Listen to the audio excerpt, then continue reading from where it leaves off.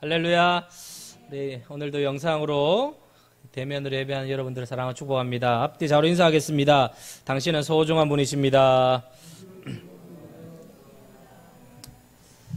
신자는 늘 시험을 치릅니다. 늘 시험 가운데 살죠. 시험이 없는 날이 없습니다. 시험은 피할 수가 없죠. 이 시험이 일평생 계속되는데 이 시험을 잘못 다루면 인생이 망가지게 되는 것입니다. 우리의 인생을 곤두박질 치게 하고 망하게 하고 실패하게 하는 것은 사실 시험입니다. 이 시험은 사실 쉬워 보이는 것 같지만 시험은 만만치가 않습니다. 다 어렵습니다. 한국에서 사역하시던 목사님이 호주로 유학을 가게 되었습니다. 한국에서 이분이 베테랑 운전을 했다는 것입니다. 운전을 너무 잘하는 거예요. 근데 호주 가니까 면허증을 다시 따야 된대요. 그래서 시험을 쳤습니다. 정말 한국에서 베테랑인데 정말 어느 곳이든 운전을 잘하는데 호주 가서 시험을 쳤는데 떨어졌어요. 운전 실력은 대단한데 시험은 또 다른 거라는 것입니다. 운전을 잘 해도 시험에 합격하는 건 또 다른 영역이라는 것입니다. 여러분, 공부도 마찬가지입니다. 공부를 잘한다고 끝이 아니고 시험에 합격해야 되는 것입니다. 공부 잘한다 소용없습니다. 시험에 합격해야 되는 것입니다. 그러니까 능력이 있는 것과 시험을 잘 치는 것은 다르다는 것입니다. 여러분, 세상에 능력 있는 사람들이 참 많습니다. 실력이 좋은 사람들도 많죠. 그런데 현실의 삶에 들어가 보면 그 능력과 무관하게 실패의 쓴잔을 마시고 살아가는 사람들이 너무 많다는 거예요. 사랑하는 성도 여러분, 시험에서 지면 치명적이게 됩니다. 특별히 영적인 전쟁에서는 더 그렇습니다. 근데 오늘 본문에 보면 하나님은 우리를 시험하지 않는다 그랬어요. 이 말은 하나님이 우리를 망하게 하기 위해서 템테이션, 유혹을 하지 않는다 이런 뜻입니다. 이건 마귀가 주는 시험입니다. 이 마귀가 전적으로 우리가 망하게 하는 것이 마귀의 목표입니다. 그래서 오늘 인류의 모든 역사 속에 이 마귀가 거는 시험에 걸려들어서 허우적거리고 살아가는 사람들이 너무 많다는 거예요. 자, 마귀가 주는 시험은 교묘합니다. 교활하고 함정이 많고 덫이 많습니다. 특별히 마귀는 속이는 자입니다. 속이는 것에 전문이고 거기에 따라갈 존재가 없어요. 여러분, 에베소서 6장 11절에 보면 이렇게 되어 있습니다. 함께 읽어보겠습니다. 시작. 마귀의 간계를 능히 대적하기 위하여 하나님의 전신 갑주를 입어라. 자, 여러분, 마귀가 무서운 게 아니에요. 마귀의 간계가 무서운 거예요. 굉장합니다. 이 간괴가 뭔가 하면 간사한 꾀입니다. 그래서 이 간사한 꾀로 우리에게 다가오기 때문에 분별하기가 쉽지 않아요. 그러니까 시험인지 아닌지도 잘 모른다는 거예요. 그러니까 분별하기 어렵고 덫이 있기 때문에 거기에 빠져 들어간다는 것이죠. 속수무책으로 넘어진다는 거예요. 알면 넘어지지 않죠. 알면. 그런데 모른다는 거예요. 분별이 되지 않는다는 것입니다. 우리가 또 연약하기 때문에, 육신의 연약함이 있기 때문에 잘 모른다는 거예요. 그래서 여러분, 요한복음 3장 6절에 이런 말이 있습니다. 시작. 육으로 난 것은 육이요 영으로 난 것은 영이니. 자, 무슨 뜻입니까? 육의 세계와 영의 세계가 다르다는 거예요. 영의 세계가 있고 육의 세계가 있다는 거예요. 영적인 작동이 있고 육적인 작동이 있다는 것입니다. 여러분, 우리가 이해하기 좋은 것은 니고데모예요. 여러분, 니고데모는 그 시대의 가장 탁월한 지성인이고 유대사회의 굉장히 탁월한 엘리트였습니다. 유대사회의 굉장히 엘리트였는데 이 니고데모가 예수님과 대화하면서 들통이 다 나버립니다. 육의 사람이라는 들통이 나버리죠. 무슨 이야기입니까? 예수님이 하는 말 전혀 알아듣지를 하나도 알아듣지를 못하는 거예요. 예수님이 어려운 이야기를 한 것이 아닙니다. 그런데 니고데모는 너무 어려운 거예요. 왜냐하면 육의 사람이기 때문에 영의 이야기를 전혀 이해하지 못하는 거예요. 자, 여러분, 이것이 그렇습니다. 육과 영은 다른 세계라는 거죠. 그래서 이 육은 세상의 지배를 받고요, 세상에 붙들리고요, 늘 육적인 세상적인 것에 붙들려 있는 거예요. 그래서 여러분, 우리가 가지고 있는 이 육은 마귀의 시험에 굉장히 약하다는 거예요. 이 육은 마귀가 주는 시험에 굉장히 약합니다. 그래서 마귀가 어디를 공격하느냐? 우리의 이 육의 부분을 정확하게 공격하는 거예요. 자, 여러분, 그러면 이 육의 특징이 무엇입니까? 로마서 8장 5절입니다. 로마서 8장 5절 시작. 육신을 따르는 자는 육신의 일을, 영을 따르는 자는 영의 일을 생각하나니. 자, 여러분, 육을 따르는 자는 영의 일을 생각하지 않는다는 것입니다. 육을 따르기 때문에 육을 따르는 자들의 강력한 특징은 언제나 자기 자신을 기쁘게 하기 위해서 자기 자신에게만 몰입되어 있다는 거예요. 여러분, 내가 지금 나만 생각하고 나에게만 몰입되어 있으면 이렇게 생각하면 돼요. 아, 나는 육적인 사람이구나, 이렇게 생각하면 돼요. 정확한 것입니다. 나만 생각하고 나만, 내 기분, 내 생각만 자꾸 몰입하고 있으면 아, 나는 천상 육적인 사람이야, 이렇게 생각하면 돼요. 여러분, 마귀는 이런 사람들만 골라서 공격해요. 사실 이런 사람은요, 마귀의 밥이에요, 밥. 마귀의 밥이에요. 자, 여러분, 이 육신의 생각을 로마서 8장 7절에서 이렇게 이야기합니다. 로마서 8장 7절에 시작. 육신의 생각은 하나님과 원수가 되나니 이는 하나님의 법에 굴복하지 않을 뿐 아니라 할 수도 없음. 여러분, 육신의 생각은 그냥 육신의 생각으로 끝나는 게 아니에요. 육신의 생각은 하나님과 원수되게 하는 거예요. 하나님과 원수가 됨으로 어떻게 되는가 하면 하나님의 법에 굴복하지 않아요.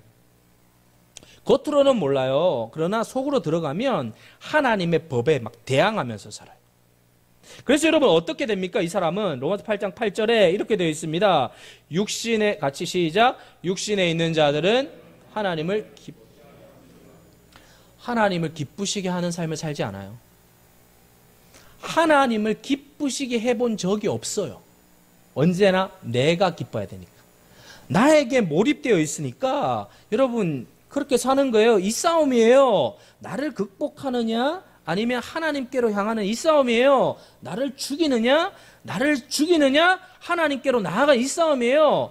나를 자꾸 살리면 안 돼요. 나를 죽이는 거예요. 그러므로 육신에 있는 사람은 하나님을 기쁘시게 할 수 없는 이유는 언제나 나에게만 쏠려 있기 때문에 당연히 하나님을 기쁘시게 할 수 없죠.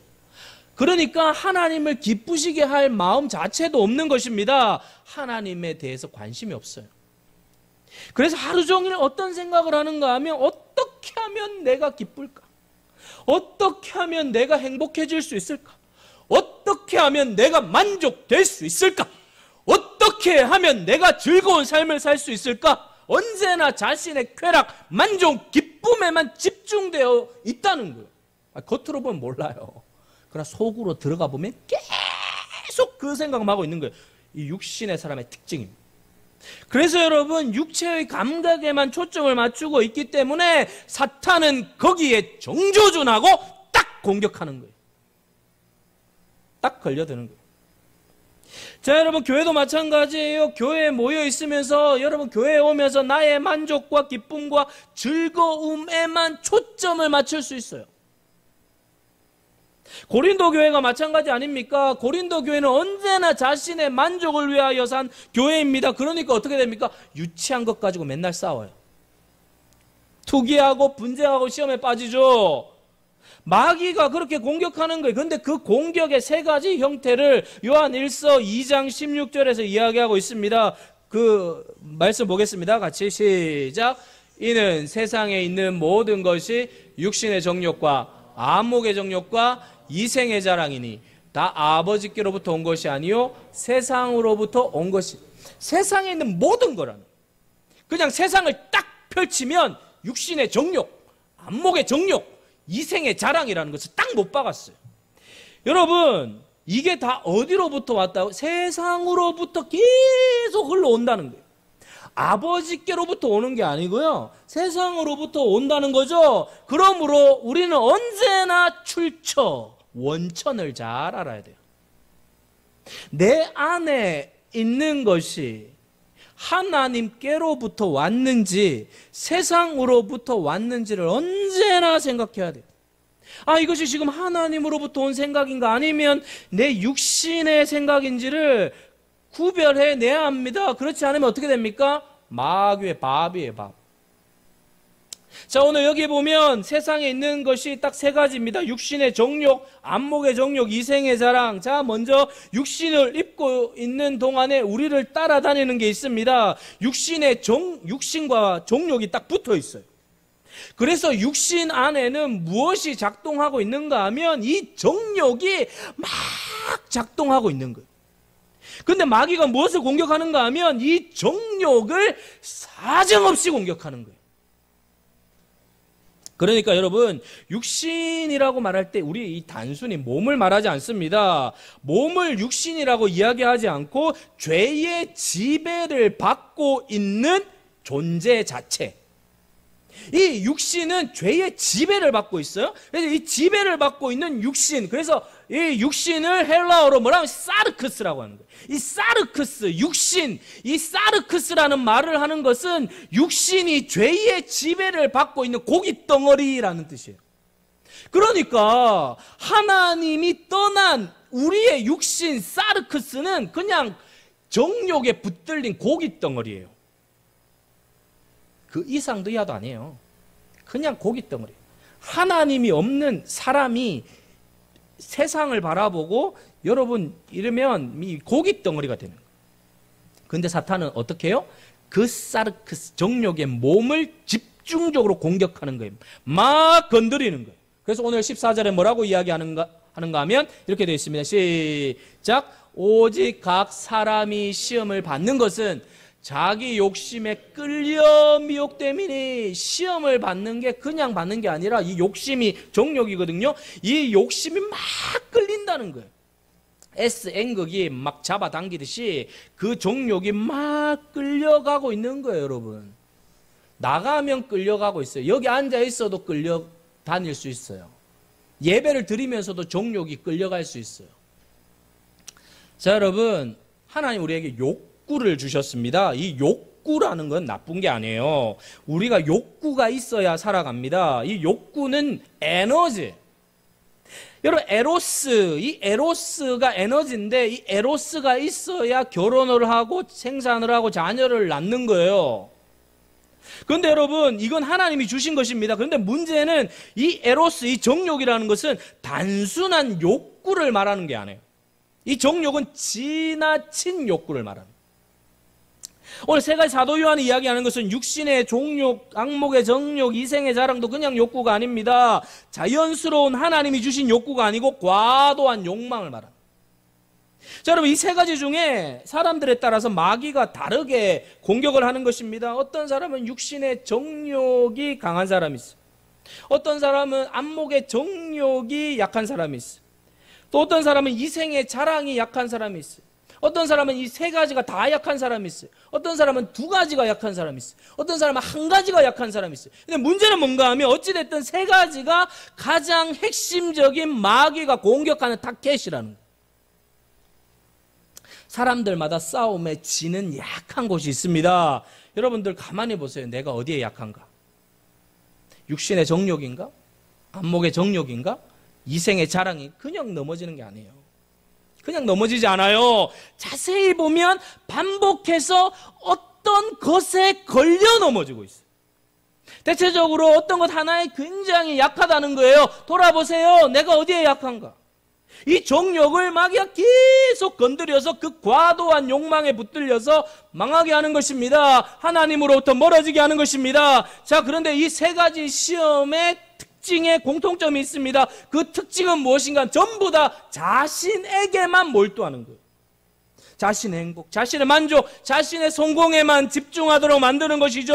그래서 자기의 세계에 빠져나오지 못하도록 함몰시키는 거예요. 모든 에너지를 거기에 쏟아붓는 것입니다. 이것을 가리켜서 병적인 자기애, 다르게 이야기하면 나르시시즘이라고 해요. 무슨 말입니까? 자기에게 함몰되어 있는 거예요. 여러분, 전부 다 그래요, 지금.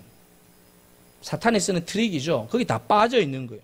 자기에게 완전히 빠져 있고 함몰되어 있는 것입니다. 몰입되어 있는 것입니다. 세상을 보세요. 전부 다 이쯤이에요. 이쯤이. 나.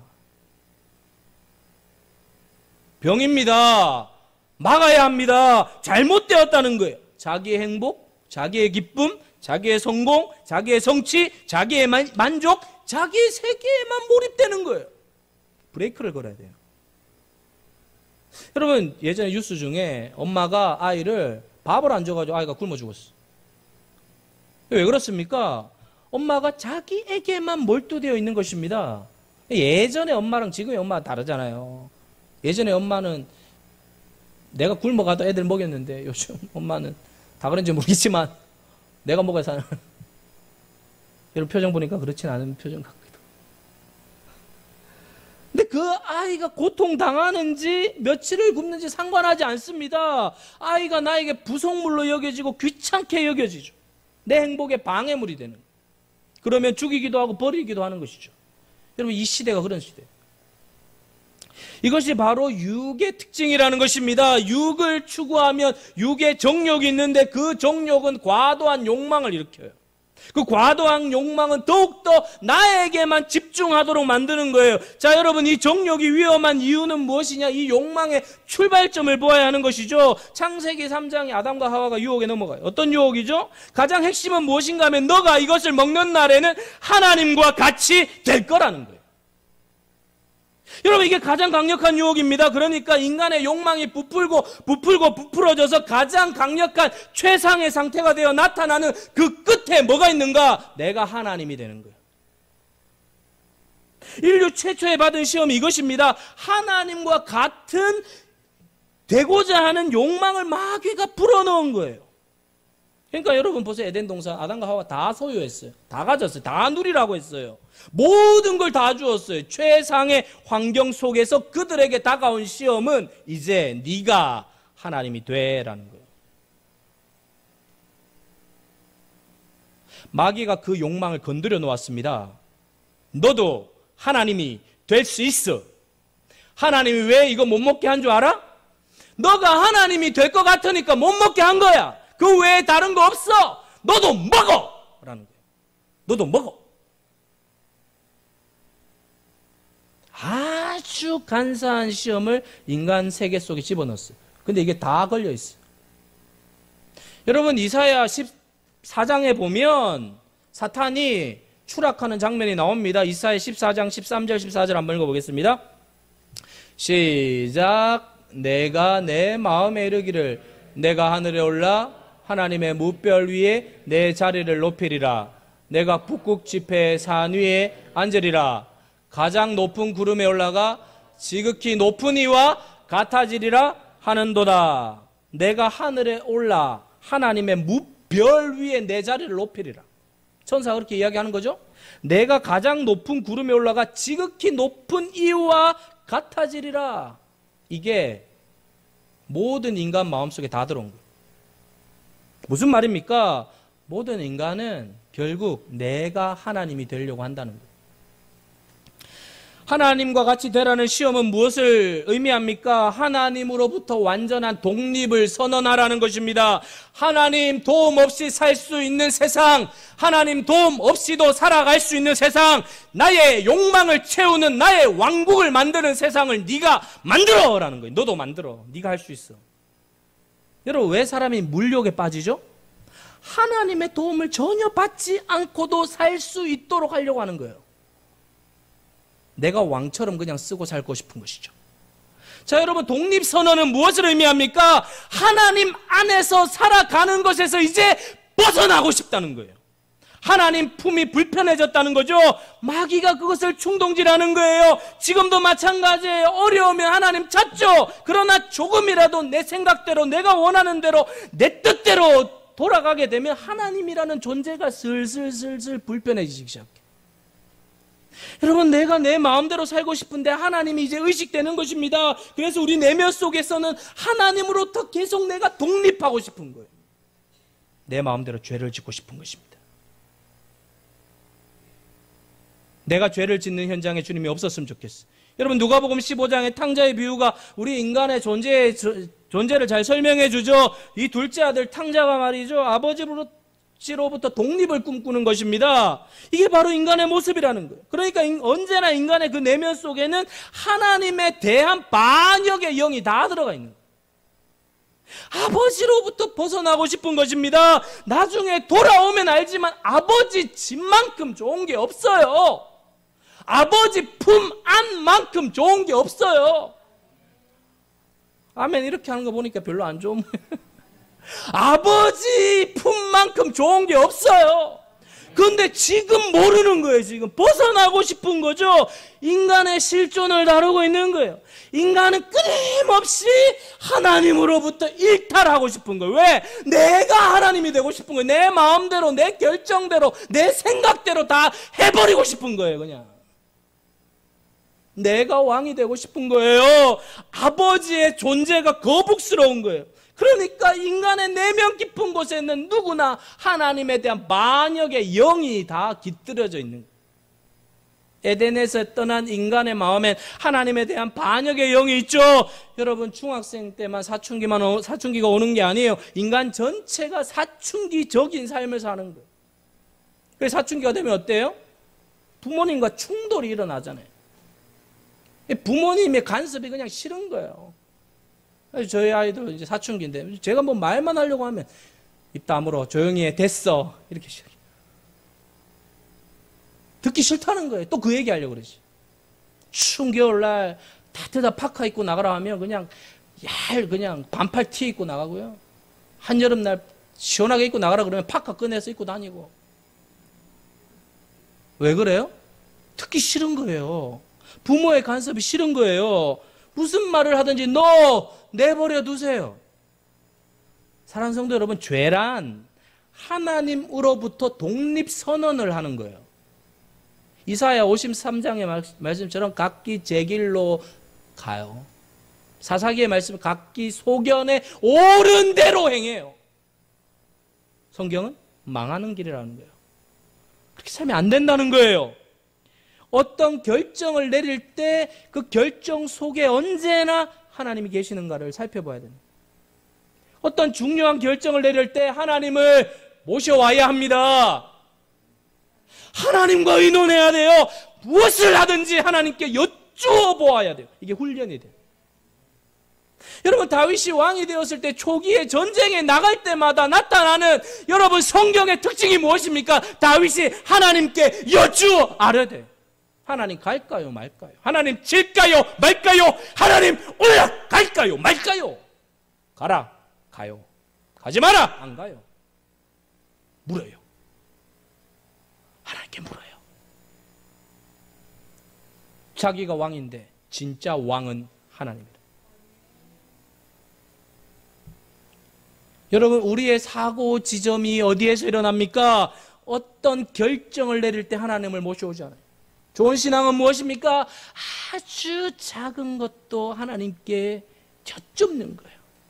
묻는 거죠.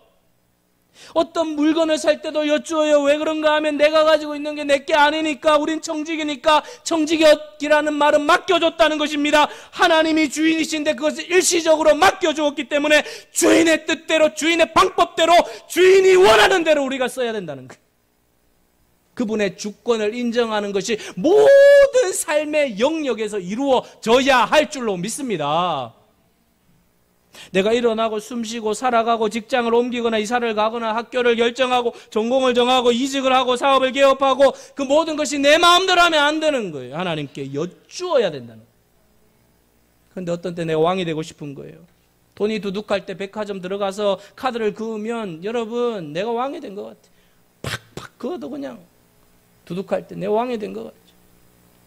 명품관에 들어가면 그 명품관 안에는 거룩한 지성소가 있대요. 아무나 들어갈 수 없대요.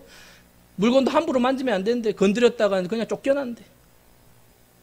사랑하는 성도 여러분, 내가 내 마음대로 쓰는 거죠. 내 마음대로 결정하고 하나님에게 묻지 않는 것입니다. 그 나중에 왜 나의 인생을 이렇게 힘들게 하십니까? 자기가 결정해놓고 자기의 소견대로, 소견에 옳은 대로 다 정해놓고 나중에 누구 탓해요? 하나님 탓. 하나님 이런 식이에요? 네가 나한테 물어봤냐? 한 번도 안 물어봤거든요. 내가 왕이었거든요. 그러니까 결정할 때 유리한 거는 묻고 그렇지 않은 건 다 내 마음대로 하는 거예요. 여러분 아이들 특별히 고3이 되면 하나님도 간섭 못하고 성령도 감시 못하고 삼위일체 하나님도 다 제외돼요. 하나님 내가 헌금할 테니까 이것만큼은 왜 하나님 제외시킵니까? 내가 하나님이 된 것입니다. 여러분 사실은 무신론자가 바깥에만 있는 것이 아니라 교회 안에서도 무신론적인 삶을 살아가는 사람들이 많다는 거예요. 하나님을 의지할 마음이 없는 것입니다. 삶의 중요한 결정들에 하나님을 모시지 않아요. 하나님의 능력보다 나의 경험을 더 신뢰하는 것입니다. 하나님께 묻고 하나님을 의지하고 하나님을 붙들면 안 될 것 같습니다. 놓칠 것 같습니다. 하나님이 믿음지 않은 거죠. 하나님을 신뢰할 만한 그런 대상으로 보지 않는 것입니다. 내가 이 부분만큼은 하나님보다 훨씬 더 잘 아는 것 같아. 내 경험이, 내 연륜이, 나의 깊이가, 나의 통찰력이 하나님보다 더 낫다라고 생각하는 것입니다. 그런데 여러분 탕자를 보십시오. 그렇게 생각하고 아버지를 떠났겠죠? 유산을 받고 아버지를 떠났습니다. 자, 자기가 생각할 때는 그랬습니다. 아버지 곁에 있을 때보다 자기가 훨씬 더 탁월하고 멋지고 성공적인 인생을 살아갈 것이라고 확신했습니다. 이 집구석에 있는 것보다 바깥 나가서 내 마음껏 펼치고 살면 나는 아버지보다 훨씬 더 유능하고 탁월한 삶을 살 것이다 라고 이렇게 생각했을 것입니다. 그렇게 믿고 나간 것입니다. 여러분 탕자는 아버지에게 있는 삶을 속박으로 여긴 것입니다. 하나님 없는 자유를 꿈꾸는 것입니다. 그러나 하나님 없는 자유란 인간에게 주어진 적이 없어요. 불가능한 꿈입니다. 탕자는 아버지를 떠나 어떻게 해요? 자유를 향유합니다. 그런데 매우 일시적이라는 거예요. 곧 자유를 박탈당합니다. 탕자는 집을 떠나 훨훨 날아다닐 것처럼 생각했는데 아니죠. 삶이 점점 좁아져요. 점점 쪼그라들고 점점 속박당하고 점점 자기의 인생이 어떤 미궁 속에 빠져 들어가는 것을 느낍니다. 나중에 어디까지 좁혀져요? 돼지우리 안으로까지 좁혀져요. 돼지와 영역 다툼을 할 지경까지 간 거예요. 가장 처참한 가장 밑바닥까지 내려간 것입니다. 철저히 속박을 당하고 나락으로 떨어진 거예요. 자, 여러분 오늘 세상을 한번 보십시오. 겉으로는 자유로워 보여요. 여러분 코로나 때문에 지금 주춤하고 있지만 코로나 전에 보세요. 얼마나 자유로워 보여요. 내가 원하는 대로 가고 내가 원하는 거 먹고 마음대로 해버려요. 그러나 여러분 조금만 들어가 보십시오. 다 떨고 있어요. 왜 중독이 넘쳐납니까? 게임 중독, 무슨 중독 넘쳐납니까? 다 지금 자유롭지 못하다는 거예요. 마약 중독이 놀랍게 늘어나고 있다고 합니다. 여러분 뉴스에 나왔는데 어떤 사람이 마약 먹고 중독이 되어가지고 전속력으로 달렸는데 횡단보도를 걷는 한 여인을 박았어요.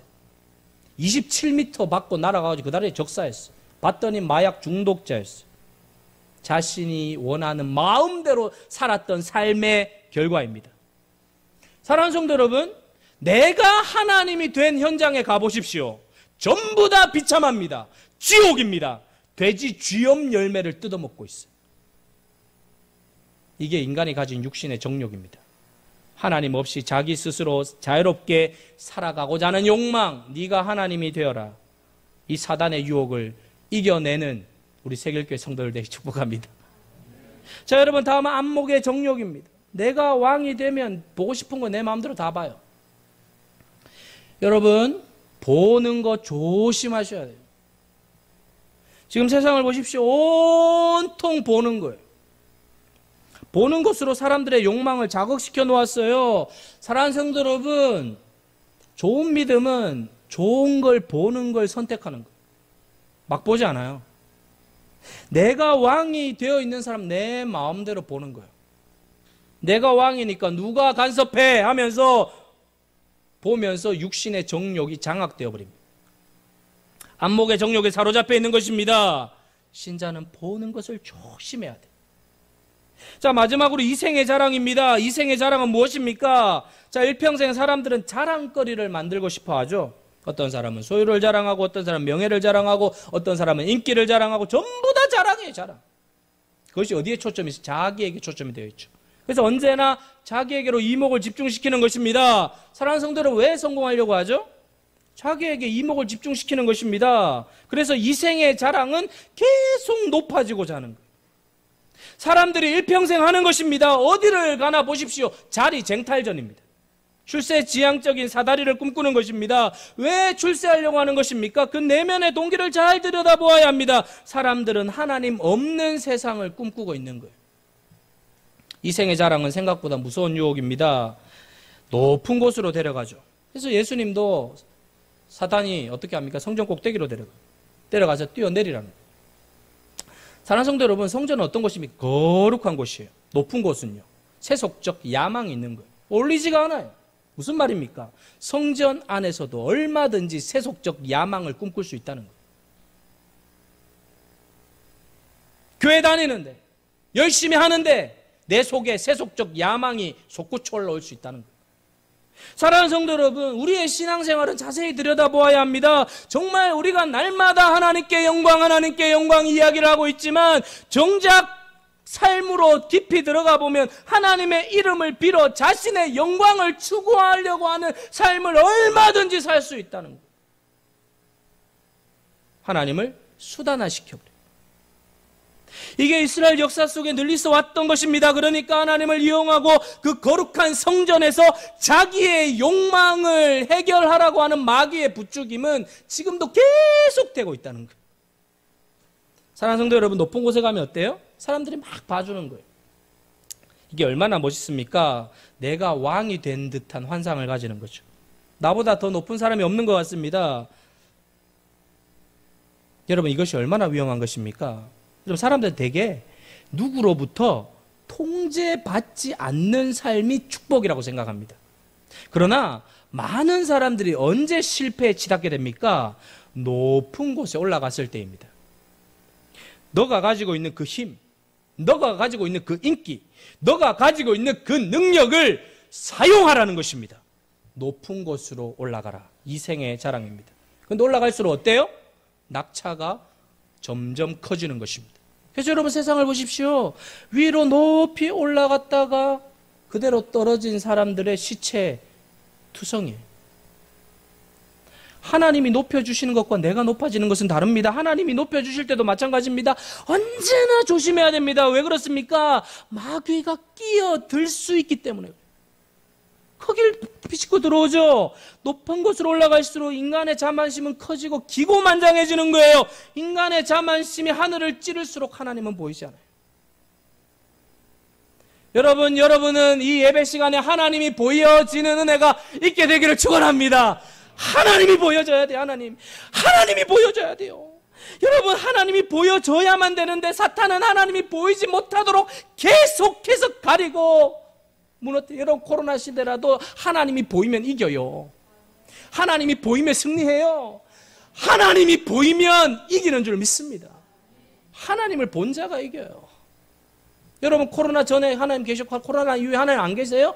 똑같이 계셔요.